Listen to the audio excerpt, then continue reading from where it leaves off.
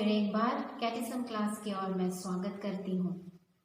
हम सब अपने जगह पर खड़े हो जाएंगे, अपने आंखें बंद कर 1 मिनट ईश्वर से प्रार्थना करें।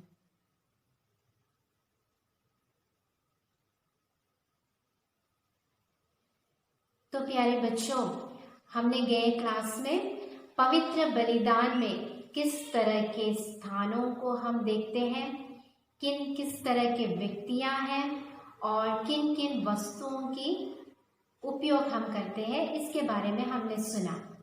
आज की क्लास में हम पवित्र परिधान के बारे में सुनेंगे, यानी पवित्र बलिदान में हम किस प्रकार के वस्त्रों को याजक उपयोग करते हैं। हमें मालूम है, जब हम सफेद साड़ी और उस पे नीला कलर, ब्लू कलर का बॉर्डर देखते तो हम कौन से सिस्टर्स को याद करते हैं? मदर टेरेसा के सिस्टर्स को। उसी प्रकार पुलिस के ड्रेस अलग है, डॉक्टर्स के ड्रेस अलग है। तो हर एक व्यक्तियों जो हर एक कार्य में लगे रहते हैं, उनके कपड़ों से, वस्त्र से हमें पता चलता है कि इसका उपयोग या उनका काम क्या है। जब हम पवित्र बलिदान की ओर आते हैं, हमने देखा है चर्च में हमारे जैसे अच्छे अच्छे कपड़े पहनकर, अलग अलग कपड़े पहनकर याजक या पुरोहित ऑल्टर के पास आते हैं क्या? नहीं। जब पवित्र मिसा बलिदान चढ़ाते हैं तो पवित्र मिसा बलिदान के पवित्र वस्त्रों को पहनकर याजक बलिवेदी के समक्ष आते हैं। उस वस्त्र को भी एक एक वस्त्र की अर्थ है। तो चर्च में अपने कलीसिया के अनुसार पवित्र विधान को, पवित्र परिधान को रूप दिया है। लैटिन चर्च में थोड़ा अलग है, सीरो मलबार चर्च में थोड़ा अलग है, मलंगरा चर्च में थोड़े अलग है कपड़े, लेकिन सभी वस्त्र ईश्वर के सानिध्य को सूचित करते हैं। तो हम हमारे सीरो मलबार के पवित्र बलिदान में किस प्रकार के पवित्र परिधान याजक उपयोग करते हैं, उसके बारे में हम सुनेंगे। सबसे पहले पुरोहित पहनता है कुत्तीना। इसको हम कहते हैं कुत्तीना। यह मसीह में नवनीकृत व्यक्तियों को बताया जाता है।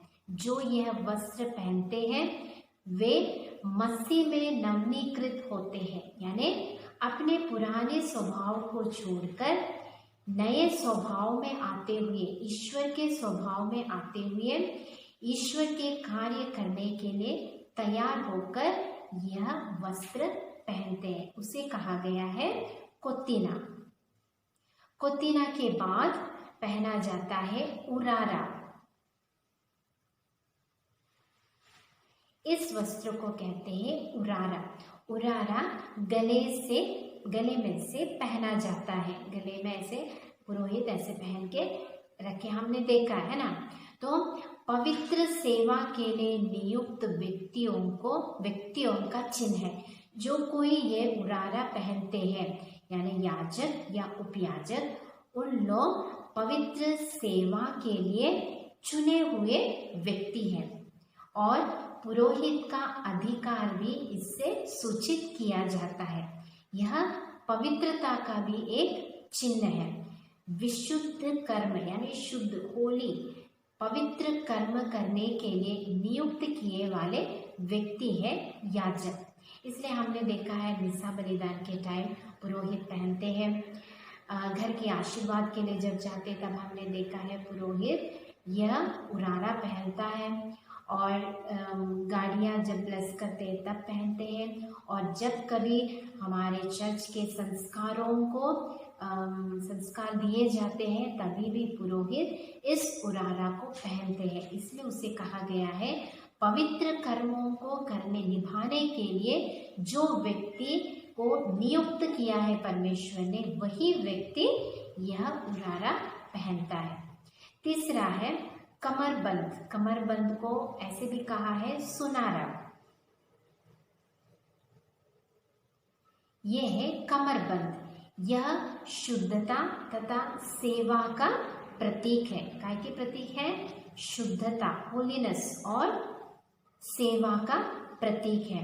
इसे कोत्तीना के ऊपर से बांधा जाता है और यह जब वे पुरोहित या याजक बांधते हैं तभी दुनिया के सभी विचारों से, दुनिया के सभी कार्यों से दूर रहकर ईश्वरीय विचार में, ईश्वरीय कार्य में, ईश्वर के सेवा में लगे रहने के लिए याद दिलाता है यह कमरबंद या सुनारा।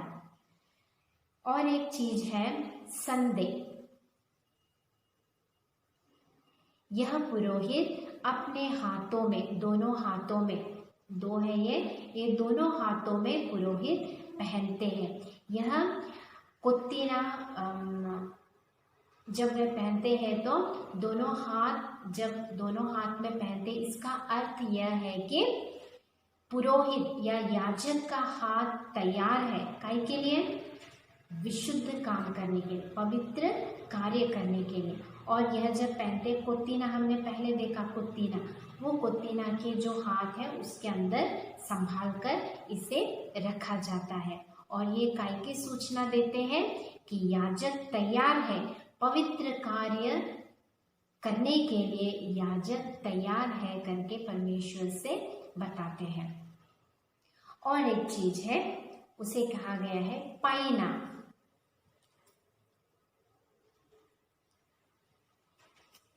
पाइना यह सभी पवित्र वस्त्रों के ऊपर, सबसे ऊपर पहना जाता है पाइना। धार्मिकता और नीति का यह वस्त्र है पाइना। जब पुरोहित, जब डीकन पुरोहित बनता है तब बिशप स्वामी यह पाइना पुरोहित को पहनाकर ऐसे प्रार्थना करता है कि इस धरती पर विश्वस्तता और पवित्रता के साथ ईश्वर को महत्व देने के लिए परमेश्वर आपको यह वस्त्र धारण कर दे रहा है। तो यह मैंने कहा ना, धार्मिकता और नीति का एक वस्त्र है। ऐसे भी कहा गया है कि पुराने जमानों में ये जो गडेरिया है, गडेरियों का वस्त्र कई इसी प्रकार का था। तो इसीलिए जब पुरोहित ये पाइना पहनता है उसे यह याद दिलाया जाता है कि तुम एक गडेरिया हो और कलीसिया जो विश्वासी गण है वो आपके भेड़े हैं। तो पुरोहित या याजक हमारे चरवाहा है और हम कलीसिया के हर एक विश्वासी उनके भेड़ हैं। इसको सूचित किया गया है पाइना। और एक चीज हम मिसा बलिदान में देखते हैं वह यह है, इसे कहा गया है शोशप्पा। यह हम ज़्यादा जो डीकन लोग हैं और जो कोई मंदिर में सहायता देते हैं पुरोहित को, जो ऑल्टर में सामान वगैरह, पवित्र वस्तु वगैरह तैयार करके रखते हैं, उन लोगों ने देखा होगा यह चीज। इसे कहा गया है शोशप्पा। यह कभी भी पाइना के रंग के तरह ही रहता है। जो पाइना हमने अभी देखा ना, वो पाइना के तरह ही रहता है यह शोशप्पा। यह शोशप्पा दिव्य रहस्यों, क्या है दिव्य रहस्यों? रोटी और दाखरस। तो यह दिव्य रहस्यों को ढकने के लिए उपयोग किया जाता है। मिसा बलिदान के समय पर पुरोहित इस पाइना को पूरा खोलकर पवित्र, ऐसे पूरे खोलकर पवित्र रहस्यों को यानी रोटी और दाखरस को ढकते हैं और इसे कुछ प्रार्थनाओं के बाद इसे फोल्ड कर कर, घड़ी कर कर इस पवित्र रहस्यों के बाजू में भी रखा जाता है। इसके कुछ अर्थ हैं। जब इसे रोटी और दाखरस पे ढक कर रखते हैं तभी ईसा मसीह के कब्र को याद दिलाते। कब्र को भी ढक दिया गया था पत्थर से ना, तो उसी प्रकार इस रोटी और दाखरस को ढक दिया जाता है। और दूसरा एक अर्थ है पवित्र शरीर, ईसा मसीह के पवित्र शरीर को कब्र में लपेटा हुआ था कपड़े से ना, सफेद कपड़े से, तो वह भी इसका प्रतीक है, शौशप्पा का प्रतीक है। और तीसरा है इसका सिर पर बांधे हुए अंगोछा को भी यह माना जाता है। इस प्रकार इस शौशप्पा को पवित्र बलिदान में उपयोग किया जाता है। तो यह है पवित्र वस्त्र जो सिर्फ पुरोहित या याजक ही पहनते हैं, और वह भी कब, जब पवित्र मिसा बलिदान को चढ़ाया जाता है। कौन कौन से हैं? कोटिना जो सबसे पहले पहना जाता है पुरोहित, फिर उरारा, उसके बाद कमर पर बांधे हुए कमरबंद, फिर संदेह, और आखिरी में पुरोहित पहनता है धार्मिकता का जो चिन्ह है वो क्या है? पाइना। और पवित्र मिसा बलिदान में हम देखते हैं वहाँ पे पुरोहित उपयोग करता है शौशप्पा। इन चीज़ों को हम और मिसा बलिदान में देखते समय याद रखना, भूलना नहीं, और इसके अर्थ को अपने जीवन में ग्रहण करना।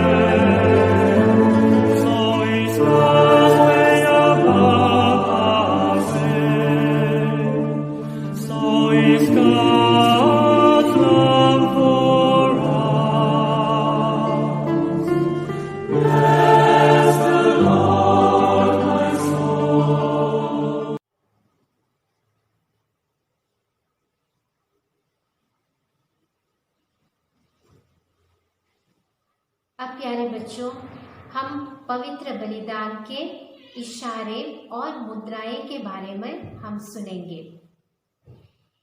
पवित्र बलिदान में जो इशारे और मुद्राएं हम उपयोग करते हैं वह प्रतीकात्मक और मुक्तिदायक अर्थ है। एग्जाम्पल के लिए, उदाहरण के लिए, खड़े रहना। खड़े रहना हम ज़्यादातर हमारे प्रार्थना रिवाज में हम ज़्यादातर खड़े रहते हैं। वह पुनरुत्थान को सूचित करता है। ईसा मसीह पर हमारा जो विश्वास है उसको हम प्रकट करते हैं। बैठना। बैठना हम पवित्र बलिदान के समय कब कब बैठते हैं? सुसमाचार के वक्त नहीं, बल्कि दूसरे पाठों से जब हम बाइबल पढ़ते हैं तब हम बैठते हैं। जब हम पवित्र वचन का घोषणा सुनते हैं, ध्यानपूर्वक सुनने के लिए और अपने आप को आराम से बैठकर श्रद्धा के साथ सुनने के लिए हम नीचे बैठते हैं। तो बैठने का अर्थ यह है कि हम अपने शरीर को स्वतंत्र रखते हुए ईश्वर का वचन सुनते हैं। घुटने टेकना। घुटने टेकना यानी हम पश्चाताप का एक साइन है घुटने टेकना, नम्रता का भाव और हमारा प्रायश्चित रूप से जो हम ईश्वर के सामने हमारे भावों को समर्पित करते हैं।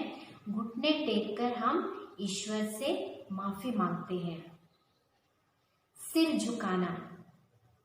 सिर हम कब झुकाते हैं? हमारे सामने कोई हमसे बड़े जब आते हैं, आदर के साथ हम सिर झुकाते हैं उनके सामने। तो सिर झुकाना यानी अधीनता, सम्मान, आराधना और धन्यवाद प्रकट करने का एक चिन्ह है। शांति का अभिवादन। हमने देखा है कि मिसा बलिदान के समय हम आपस में शांति देते हैं। पुरोहित या याजक डीकन लोगों के हाथ में शांति देते हैं और हम सब आपस में एक दूसरों को शांति देते हैं। पुरोहित भी जब प्रार्थना करते समय कई बार मिसा बलिदान में कहते हैं, शांति आप लोगों के साथ रहे। ये प्रेम और मेल मिलाप का एक चिन्ह है। चुंबन करना, हमें मालूम है हम जो घर में शाम के समय घर की परिवार प्रार्थना करते हैं, उसके बाद हम सब छोटे जाकर अपने मम्मी पापा से हाथ जोड़कर स्तुति देते हैं, शांति देते हैं और चुंबन करते हैं। ये काय का प्रतीक है? हमारे प्रेम और सम्मान का प्रतीक है। तो पवित्र मिसा बलिदान के समय भी बलिवेदी पर, पवित्र बाइबल पर और सलीब पर यानी क्रूस पर पुरोहित या याजक चुंबन देते हैं। क्रूस का चिन्ह, हम बचपन से हमें सिखाया गया है ना, बचपन से सिखाया गया है कि हम क्रूस का चिन्ह निकालते हुए अपने आप को पूर्ण रूप से शुद्धिकरण करते हैं। तो पवित्र बलिदान में भी क्रूस का चिन्ह निकाला जाता है। क्रूस के चिन्ह से आशीर्वाद दिया जाता है समूह को, पवित्र वस्तुओं को। क्रूस के चिन्ह से हम धूप निकालते हैं, पवित्र ग्रंथ को क्रूस का चिन्ह निकालते हैं। बलिवेदी पर पुरोहित अपने अंगूठी से क्रूस का चिन्ह निकालते हैं। और हमें जैसे मालूम है क्रूस का चिन्ह मुक्ति का एक चिन्ह है, प्रतीक है, और क्रूस ईसा मसीह का ही एक प्रतिरूप है। धूपार्पण, धूपार्पण यानी जहां हम देखते हैं डीकन लोग धूप निकालते हैं, धूप पकड़ कर आकर धूप चढ़ाते हैं पवित्र बलिवेदी के समय। वह पाप मोचन का एक चिन्ह है, मेल मिलाप और आदर का, प्रायश्चित का और पवित्रीकरण का एक प्रतीक है धूपार्चन। और ऐसे भी हम विश्वास करते हैं कि जिस प्रकार धूप निकालते समय उसका जो स्मोक, धूप जो आकाश की ओर उड़ता है, उसी प्रकार हमारी प्रार्थनाएं जो हम समर्पित करते हैं वह भी ऊपर की ओर, परमेश्वर की ओर पहुंच सके। और ऐसे भी हम विश्वास करते हैं कि इस धूप के द्वारा हम जो पुराने व्यक्ति हैं, हमें नए व्यक्ति बनकर ईश्वर के सामने हमारी आराधनाएं समर्पित करें। हाथ धोना, हमने देखा है बलिवेदी चढ़ाते समय पुरोहित स्वीकार अर्पण के पहले बाजू में, ऑल्टर के बाजू में जाकर अपने हाथों को पानी में धोते हैं और एक प्रार्थना भी करते हैं। यह प्रार्थना यह है कि हमारे पापों के मेल से हमें धो डाल दीजिए। यानी यह एक प्रतीक है कि हम आंतरिक रूप से और बाहरी रूप से शुद्ध होकर यह बलिदान हम ईश्वर को चढ़ाएं। जुलूस, जुलूस हम देखते हैं कि पवित्र मिसा बलिदान के समय हर एक बड़े बड़े अवसर पर, त्योहारों पर हम अलग अलग जुलूस को देखते हैं। प्रारंभ में जुलूस रहता है, सुसमाचार ग्रंथ को लेकर ऑल्टर की ओर आते हैं, वह एक जुलूस है। पवित्र शरीर और रक्त बलिवेदी की ओर लेके आते हैं, यह भी एक जुलूस है। यह जुलूस क्या प्रतीकात्मक, क्या अर्थ हमें देता है? ईश्वर का मनुष्य अवतार, सार्वजनिक जीवन, यरूशलेम में यीशु प्रवेश करते हैं, कलवारी पर यीशु की यात्रा, इन सब घटनाओं को सूचित करता है जब हम पवित्र बलिवेदी चढ़ाते समय जुलूस करते हैं। दीप जलाना, ईसा संसार की ज्योति, यीशु ने कहा है ना कि मैं संसार की ज्योति हूँ। तो ये ईश्वर संसार की ज्योति, यह प्रकट करने के लिए, हमें बताने के लिए हम पवित्र बलिदान के वक्त दीप जलाते हैं और पवित्र बलिदान अर्पण करते हैं। और एक 3 कार्य हमारे उस लेसन के आखिरी में एक छोटे से बॉक्स में दिया गया है। क्या है वो? गिरजाघर की कलाएं, पूजन गीत और गिरजाघर की घंटियां। क्या क्या है? गिरजाघर की कलाएं, पूजन गीत और गिरजाघर की घंटियाँ। गिरजाघर की कलाएं यानी हमने देखा है कि मधुबहा यानी जहाँ पे ईश्वर का सानिध्य को रखा जाता है, उस स्थान पे हमने हर एक चर्च में अलग अलग तरीके से कलाओं से डेकोरेट किया हुआ है। वेदी को डेकोरेट करते हैं और वेदी के पूरे साइड में हम शिल्प से डेकोरेट करते हैं, मूर्तियाँ रखते हैं, संतों के रिलिक्स रखते हैं और इस प्रकार हम उस मधुबगा को बहुत ही अलंकृत रूप से सजा के रखते हैं। और ये क्यों सजाते हैं? इसके द्वारा हमारा मन और हृदय ईश्वर की ओर, परमेश्वर की ओर उठे। वह है गिरजाघर की कलाएं। पूजन गीत में हम पवित्र बलिदान के वक्त जो गीत परमेश्वर की ओर चढ़ाते हैं, उन गीतों के द्वारा हम परमेश्वर की स्तुति और आराधना करते हैं। संत अगस्तिन ने कहा है, जो एक बार गीत गाता है वह 2 बार प्रार्थना करता है। और आखिर गिरजाघर की घंटियाँ। गिरजाघर की घंटियाँ, जब हम घंटी बजाते हैं तब हम सभी विश्वासी लोगों को याद दिलाते हैं कि अभी प्रार्थना का समय निकट आ गया है। और पवित्र बलिदान चढ़ाते समय जब डीकन लोग घंटी बजाते हैं, उसका अर्थ यह है महत्वपूर्ण समय को हमें याद दिलाने और अधिक रूप से ध्यान पूर्वक ईश्वर की आराधना और प्रार्थना करने को हमें याद दिलाते हैं। तो प्यारे बच्चों, आज हमने 2 चीज़ों के बारे में सीखा। पवित्र परिधान यानी किस प्रकार के पवित्र वस्त्र याजक या पुरोहित पहनकर पवित्र बलिदान चढ़ाते हैं, और यह वस्त्र जब हम पहनते हैं तो उससे क्या क्या प्रतीक है और क्या क्या अर्थ हमें उससे मिलता है। और दूसरा है पवित्र बलिदान के वक्त हमारे इशारे और मुद्राएं कौन कौन से हैं और उसके अर्थ भी हमने सीखा। तो प्यारे बच्चों, आप लोग अपने पुस्तक में अपने ही शब्दों में लिखना कि याजक पवित्र बलिदान चढ़ाते समय किन पवित्र वस्त्रों का उपयोग करते हैं और हम प्रार्थनाएं आराधनाएं चढ़ाते समय किन किन इशारों का उपयोग करते हुए हमारे हृदय परमेश्वर की ओर हम चढ़ाते हैं। अब हम सब खड़े हो जाएंगे, अपने आंखें बंद करें और ईश्वर से प्रार्थना करें। हे प्यारे यीशु, पवित्र बलिदान चढ़ाते वक्त पवित्र बलिदान में हम जो कुछ देखते हैं, सुनते हैं, अनुभव करते हैं, वह सब उसका अर्थ समझकर करने की कृपा दें, ताकि हमारा मन और हृदय और ज़्यादा ईश्वर की ओर उठे और भक्ति भाव से हम हमारी प्रार्थनाएं समर्पित कर सकें। पिता, पुत्र और पवित्र आत्मा के नाम पर आमीन।